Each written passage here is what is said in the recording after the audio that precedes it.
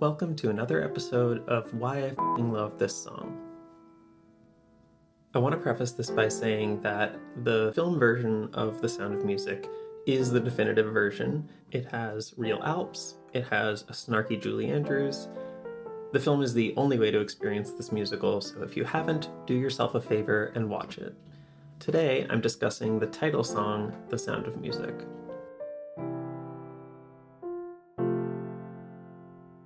Something that I love about older songs is their use of the scale in the melody.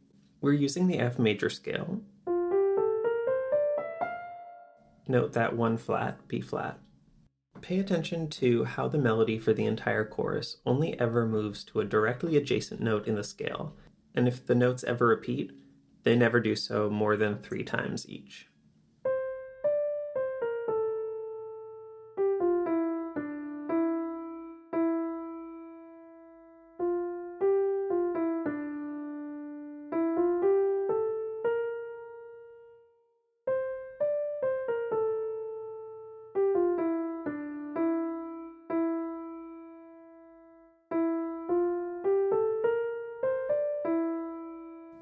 So all that being said, you'll note that there is a huge jump from D down to E, or a minor 7th, which on its face is very unlike the rest of the melody. But when you look closer, it actually follows the same adjacent note framework as before, it just jumps down an octave in the process. It could just as easily have landed on a higher F.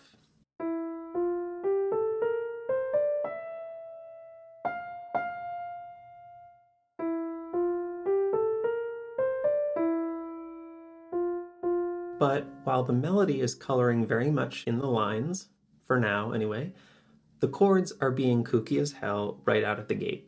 I don't know about you, but I always felt that this song was playing tricks on me, that it was a little more alive than it had the right to be. I would never have known why, but when I sat down to actually learn the song, it was not at all surprising to find how playful this is. We're in F major, so we start on an F major chord. We descend and ultimately land on an E note. It's the leading tone and sets up the right amount of melodic tension because it's so close to home, but not quite. It's supported by E major, which, if you'll notice, is mostly outside of the F major scale. In fact, there's no major or minor triad associated with the leading tone in a major scale. It's a diminished chord, which is like a minor chord with a flat 5. What's cool about this to me is how subtle it actually feels, even though we've stepped out of the scale by not 1, but 2 notes. We quickly move on and land on B flat, the 4 of the scale, supported by a strong B flat major chord, and then rising to the 5, C major, which as the dominant leads nicely back into the tonic 1, F major. We move through the pattern again, but finish on this grand ascending F major scale with that octave drop fake out, ending exactly where we started. Keep this ascending scale in mind, but also keep diminished chords in mind, because things are about to get weirder. We descend into the verse in a really unconventional way, but true to the form of this song by way of adjacent notes. And I mean adjacent. The melody veers into chromatic land. This part of the song gives me chills, and now I know why. We start on B flat, and as the melody walks up, we move to B flat diminished.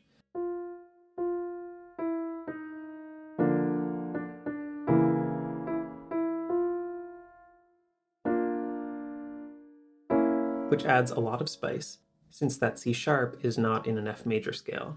But it works. It works because it's supporting a melody that is in F major.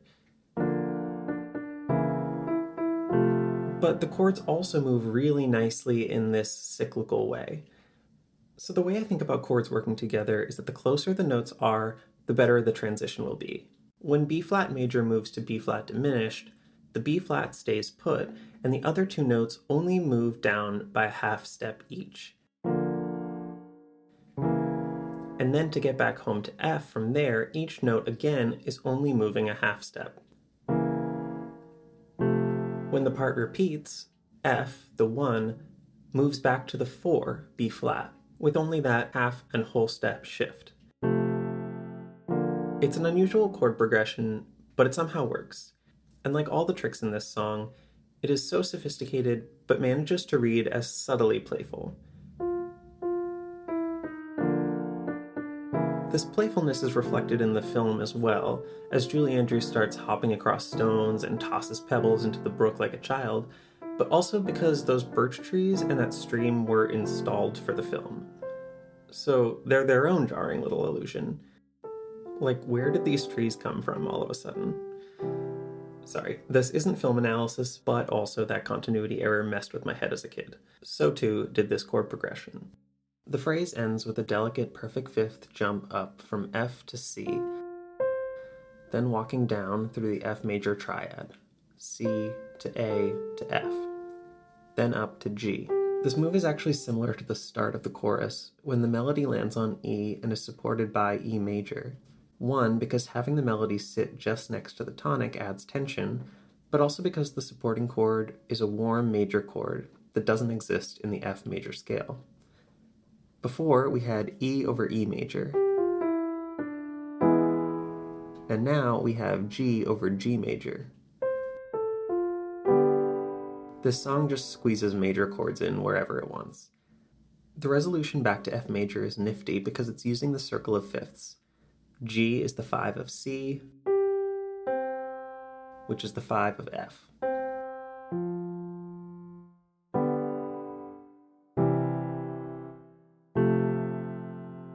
It's also particularly pleasant because C major and G major both share that G note.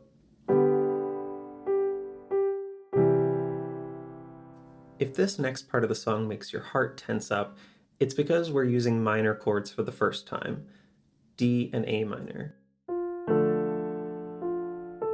And hold on to your hats or wimples, because we're taking flight like a lark and mixing our metaphors to bulldoze right through that B flat and employing a kind of F Lydian scale. That B natural lets us use G major, which resolves to the 5 of F, which is C. This is the same circle of fifths resolution that we saw earlier. Note that raising that B flat a half step really gives this part a lot of lift.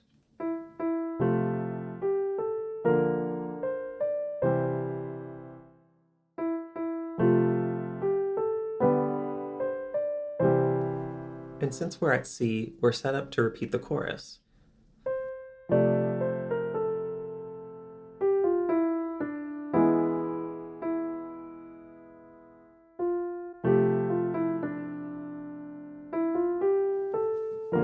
But instead of rising to a C chord at the end, as we did at the beginning of the song, we drop from B flat major to B flat minor,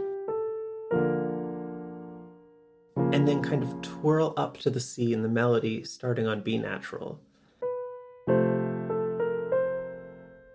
As the song wraps up, we notably start adding that heart-wrenching minor sound, and also note as we move from B flat to E, the leading tone, that interval is a tritone, which, if you'll remember from the Mariah video, is also known as the Devil's Interval. It's supported by A minor. There's a lot of tension, but A minor resolves really nicely to C. And of course, we land on an F major chord, an F note, and everything is where it should be. Except Maria, of course. With its really lyrical use of the scale and playful chromatic flourishes, this song makes me feel like a child again, and that's why I love it.